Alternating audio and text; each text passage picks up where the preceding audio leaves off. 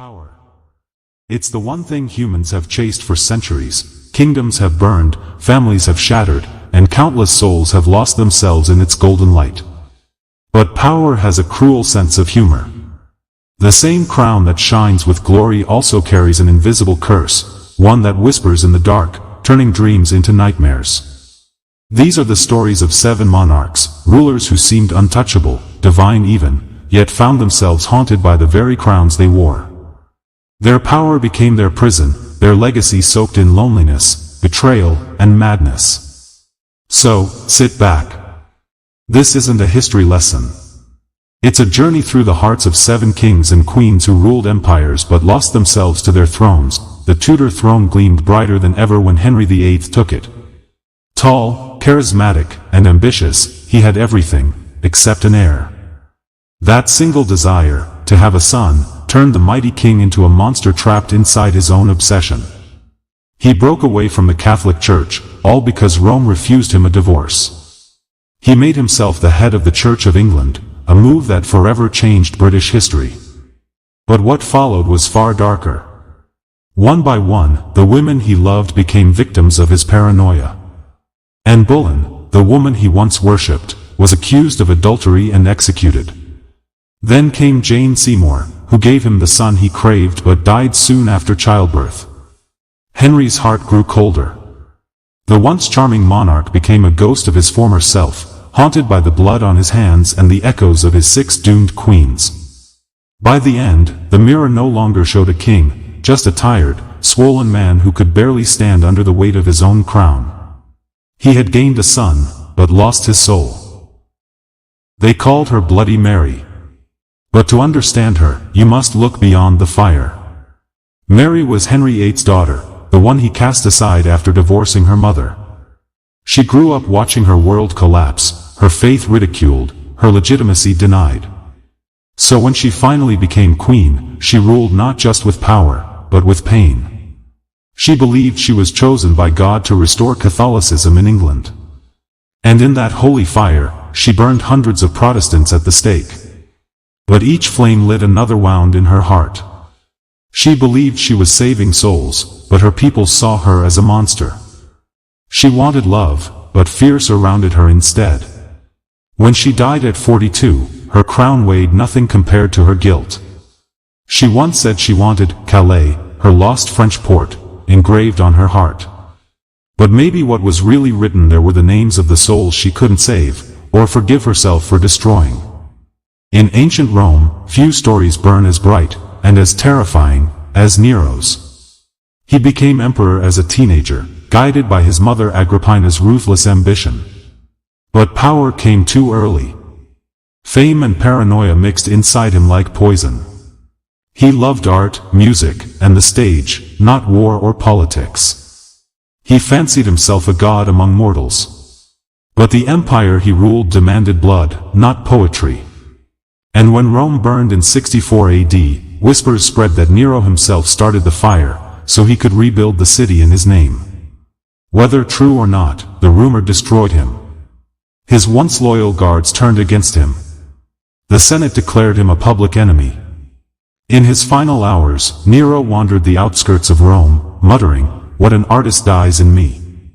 He was only 30 when he took his own life, a boy emperor who mistook adoration for love, and left behind the ashes of an empire that would never forgive him. She was only 14 when she became the Dauphine of France, a child thrown into a royal cage lined with diamonds. Marie Antoinette, with her powdered hair and dazzling gowns, became the face of French excess. While her people starved, she danced through endless parties, not out of cruelty, but confusion. She didn't understand the rage boiling outside Versailles' golden gates.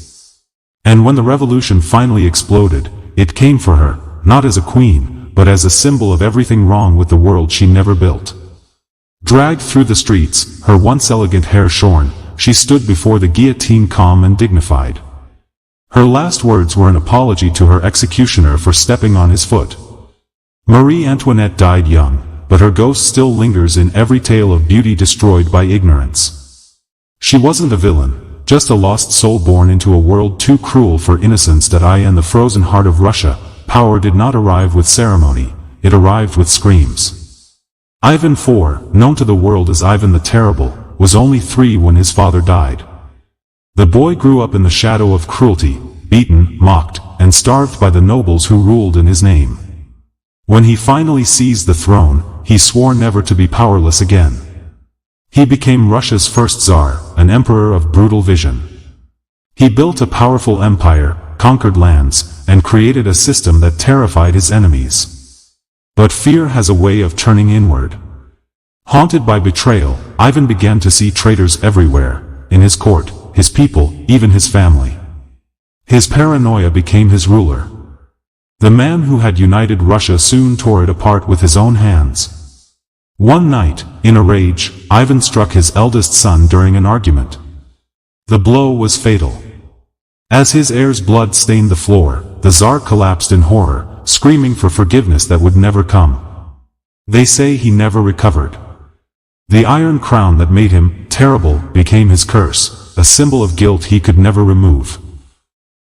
Even after death, the Russian people whispered that his ghost still wandered the Kremlin, searching for his son's forgiveness. Not all crowns are haunted by blood. Some are haunted by tradition. In the modern era, Japan's Emperor Akihito carried the heaviest legacy of all. He was the direct descendant of the sun goddess, Amaterasu. For centuries, Japanese emperors were seen as living gods, untouchable, divine. But when Akihito ascended the throne after World War II, the world was broken. Japan lay in ruins, its people struggling to rebuild. And for the first time in 2,000 years, the divine emperor stepped down from heaven, not as a god, but as a man. He walked among his people. He bowed to the victims of earthquakes, floods, and war. He spoke with warmth and apology. He even married a commoner, Empress Michiko, the first in Japanese history to do so, defying centuries of royal protocol. But deep inside, Akihito bore the ghost of duty. His life was a balance between humanity and holiness, between love and legacy. Even in his gentle smile, there was weight, the awareness that he was the end of a divine era. In 2019, he did what no emperor had done in over 2 centuries, he abdicated. He gave up his throne willingly, choosing peace over power. And in that act, he broke the curse of the crown, proving that sometimes, the bravest monarch is the one who walks away from glory.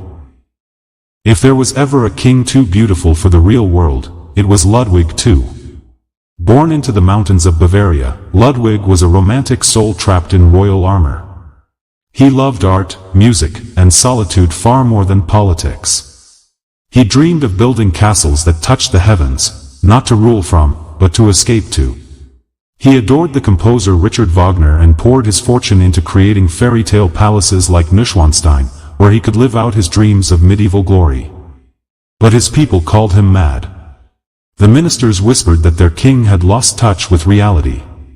When debt mounted and rumors spread, Ludwig's own government declared him insane and stripped him of his throne. 2 days later, he was found dead in the shallow waters of Lake Starnberg, alongside his psychiatrist. The cause of death remains a mystery. Some say suicide. Others say assassination. But what truly died that night was a dreamer in a world that had no room for dreams. Today, his castles stand as monuments, not to madness, but to imagination. Ludwig II became the haunted poet of royalty, a man who built his own heaven but drowned in its reflection. 7 monarchs. 7 different worlds. Yet one truth connects them all. Power does not come free. For some, like Henry VIII and Ivan the Terrible, the crown became a mirror reflecting their own darkness. For others, like Mary I and Marie Antoinette, it became a fire that burned their hearts before their enemies could. For Akihito, it was a sacred weight, and for Ludwig, it was a dream too heavy to hold. They remind us that behind every royal portrait, behind the jewels, the gold, the glory, there is a fragile human being. Someone who bleeds, doubts, and fears just like the rest of us. Because a crown isn't just made of metal. It's made of choices, regrets, and sleepless nights. It promises immortality but delivers isolation. It shines in daylight but whispers at night. History paints monarchs as gods, but their stories reveal something else. That power, no matter how divine, always exacts its price, and maybe that's the lesson worth remembering. You can conquer nations. You can rule empires. You can have your name carved into history, but if you lose your soul in the process, what have you really won? So the next time you see a crown, don't just see glory. See the ghosts that linger beneath it, the broken hearts, the haunted eyes, the kings and queens who learned too late that power always bites back. If you felt something from these stories, drop a comment, share your thoughts, and let me know which monarch's tale hit you hardest. And if you believe history still has stories that deserve to be told with heart and honesty, hit that like button, subscribe, and join me for more journeys through the forgotten corners of time. Because behind every throne lies a story, and behind every story, a truth waiting to be heard.